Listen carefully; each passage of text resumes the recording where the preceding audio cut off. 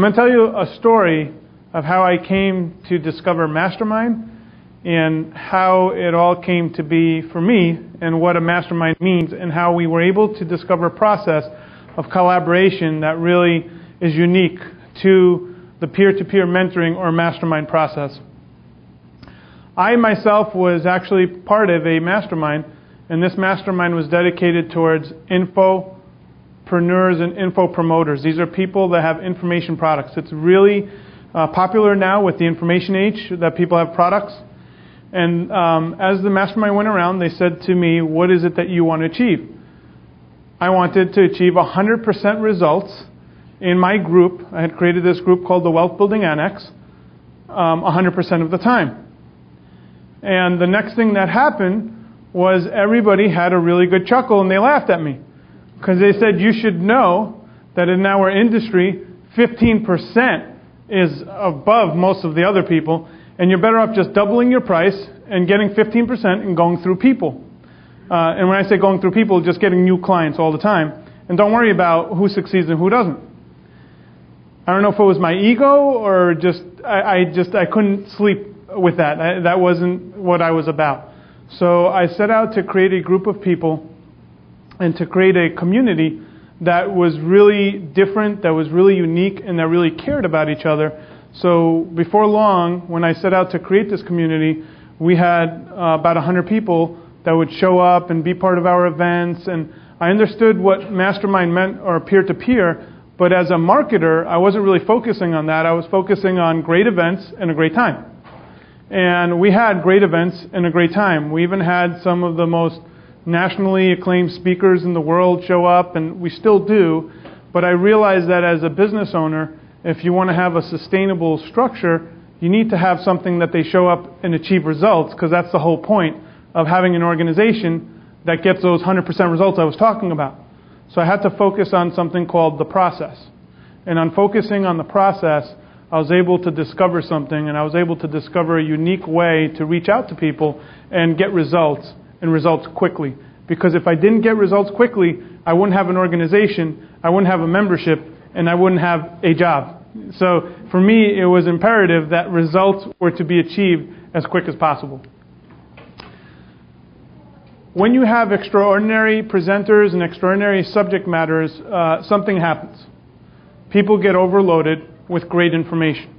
You would think that's a great thing to have great information, but if the subject is overloaded with great information, there's nothing that's going to be achieved or implemented within their business system or business structure.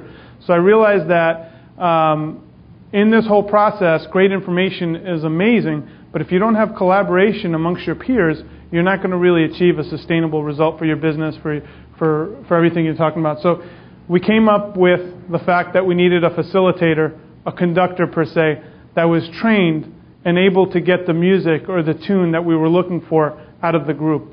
And we created a process known as EG3, in which we took 8 people in a closed-door session, and we had a conductor conduct a tune that helped each and every person get the results that we were looking for. I'm going to go into the very overly simplistic process. It might sound overly simplistic, but this took us hundreds of trial and errors to figure out what worked and what didn't. And luckily for me, because we had constructed a family, a group of people that were there and bonded with me and with each other, they were very forgiving. I had a very high goodwill meter for this, which enabled me to really be able to test and to create something special. So the first step of our process is listening. If someone has a challenge, what we do is we listen to their challenge, and we listen fully without anyone responding. The second step of our process is being able to ask questions, highly specialized questions, of what we just heard, so we could totally understand the totality of someone's challenge or issue. The third step is proposing solutions. Now, this might sound overly simplistic, but someone will listen to the solutions you propose after you fully listen to them and we're able to ask questions, because now you're invested in their challenge or issue. So once we propose solutions, we give them the puzzle pieces that we think will fit that issue that they just put up. Then we give the person the ability to choose the solution that best fits their needs. Now, all too often, someone will say, well, I know the answer. You don't necessarily know the answer because you don't know the totality of what's going on behind the scenes. You do know the evidence and the information that you were given, but you don't know exactly what that person has tried, and what's worked and what doesn't. So when you give someone the choice to pick from a group of solutions, that person will pick the best solution that they feel best fits their needs. And the last piece, the link, the chain that binds it all together is accountability. Now, we found that in high school, peer pressure keeps people in line in different aspects. Well, in a peer group, if you're in a group, and we use this for business needs, in a peer group, if you put something and you hold yourself accountable, for example, we would put something like if someone likes eating dessert or someone likes drinking beer every day, they might put, I won't drink wine, I won't drink beer for the next 30 days if I don't accomplish what I just agreed that I will accomplish. Now, you'd be amazed how that motivates someone to get their goals or to get things done, because when they put that up in front of a peer group, there is a unspoken promise. And if they don't meet it, there's a lot of respect and there's a lot of social value that they lose within that group, just like in high school. And that actually propels the entire system and propels the person forward through this series of processes. We've named this the EG3, and it stands for ecology and growth. And ecology being the branch of biology dealing with relations and interactions between organisms and their environment, including other organisms, and growth, a stage in the process of growing, full growth. And 3 is an exponential component to the third power and also to the third mind. Because when you get a group of people together in a group setting with a master conductor, facilitator, you'd be amazed at what those minds could come up with. We had a gentleman recently, and his challenge was he was looking to hire back someone that had gotten arrested onto his company. You would think that the obvious solution would be to not hire that person. But if you're to ask the question of what's going on, and you listen to the situation, our facilitator in that group said to that gentleman, "Are you going to hire this person back?" I said, "Yes." "So no matter what we say to you, this is what you're going to do." He said, "Correct." "So what is it that you need from this group?" He stated, "I need to know what I don't know when I do hire this person back." And this person was incarcerated, so he had to get him out of that situation and hire him back to his company. What happened was, when the facilitator made sure that he was fully present and aware, the answers that the group gave were amazing. They said, the first thing you're going to do is you're going to institute a drug test, and you're going to allow this person back on conditions. Part of the conditions are he has to take a periodic drug test. The other thing is you're going to have him sign a waiver, and you're going to have him sign agreements that will protect your company, because once you put someone back in, there's a lot of liabilities. Now, the person heard the information, the business owner, and he was able to understand the viewpoints of what was going to happen when he took this employee back on. Also, since he was personally involved with the situation, everybody unilaterally agreed that his operations manager should be the one handling the situation, since there was personal involvement of, mentorship involved in this situation. Because of the process being as pure as it is, the person got the answer that they needed. Now, as I started saying, I was in a mastermind once before, and I got laughed at. I wish that there was a facilitator that would say, let's see how we could help facilitate what this person wants. And part of that equation is extremely important, from being laughed at and receiving the answers that you want. And it could mean the difference between a defining moment for someone building something immense and someone being laughed outside and not doing anything with what they want. The concept of EG3 is one that has taken 3 years now to form, and it's one that I believe can be applied to many different things. The first thing is people have to put their egos aside and be able to accept the information in a very self-aware environment. And the thing that I would love to see happen is EG3, or this process, be applied to people that attend TED. Can you imagine if you had the brain trust of some of the most amazing intellectuals sitting in a room to solve the world's issues? If they had a facilitator to be able to understand what was going on. But more so than just intellectuals and ideas, imagine if you had the U.S. House of Representatives together and you were able to take the moniker of Republican or Democrat off and were able to understand what the challenges were that each person was going through.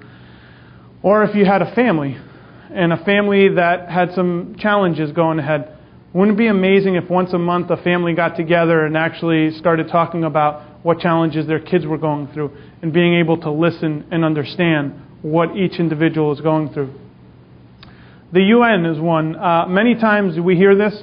We hear, why doesn't the President of the U.S. do this? Or why doesn't the Prime Minister of the UK get things done? I think the process is the wrong process that we approach, in that they go into a committee with their agenda. What happens if they met behind closed doors and said, this is what I'm dealing with, this is what I need help in, and everybody collaborated to help solve solutions for each and every person? And the other thing that I see a lot is committees. Many of us are part of committees. If you're part of a committee, you could pretty much guarantee that chaos will ensue. If anyone's ever been part of a homeowners association or a condo association, neighbors are ready to kill each other because they're finding each other and not even taking the time to understand. And it's a system that is broken because it's not approached from the fundamental needs of understanding what is going on in the person. And the best story that I could have to really understand this process and the difference it can make in someone's life is a long time ago. I was in a bank and I was talking to the manager doing business, and a lady came in who couldn't speak a word of English. She was Spanish. When she came into the bank, she said, she started speaking Spanish to the teller, and the first thing the teller said is, I don't understand Spanish.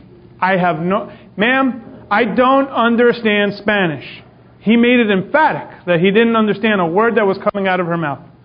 Now, as I was sitting with the manager, I'm paying attention to this situation, and I started thinking about my mom, who's from Greece, and she came when she was 19 years old, and she didn't know English. So I'm relating to this lady. I don't know Spanish myself, but I do know she needs help. So I get up from that seat, and I go up to the lady, and I look in her eyes, and she looks at me, and I know that she wants to get to her account. I mean, what would anyone want to do at a bank? Access their account. And I said to her, numero de social security number. I figured everybody knows Social Security, and if I said number and numero, so it sounds Spanish, it's just any language you put an O at the end. Sounds like I'm talking a different language. She said, she started speaking Spanish to me, went into her purse, wrote down her Social Security number. I take the little piece of paper, and I look at the gentleman, and I said, can you find her account number with this number? He goes, yes I can. I said, and I look at her, and I said, what can I help you with? She thought I was Spanish because I said it so convincingly. She started talking. I said,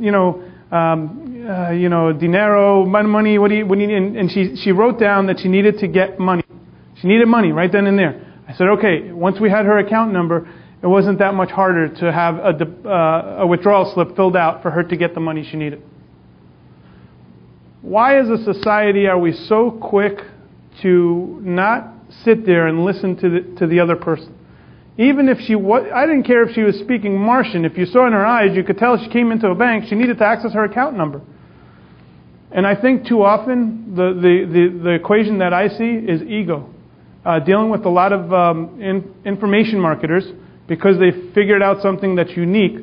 It's tough to, the mastermind that I was, it's very tough to put their egos aside because they know everything. And a lot of times it's the male ego for the most part, but it's an ego that does not accept growth from a group. And what I have found, actually, and I have been part of this in the business sense that we do business level. So if you're matched in the same realm of revenues, we match you in the same peer group. But I have found some of my greatest aha moments come from people that I probably, if I were to look on paper, there was no relation business sense, but I just sat there listening to the problem solving and the solutions that they had. And I found that if you're open to learning from a situation and you're open to collaborating and listening and you're able to put your ego to the side, don't get me wrong, some of our best masterminds happen between the biggest egos. It just happens in that setting they're able to put their egos aside and listen to one another because they tend to be in the same pedigree or the same peer group or the same economic playing field. And intellectuals, the same thing. If we could put our egos to the side, I really think that most of the world's problems would go away almost overnight.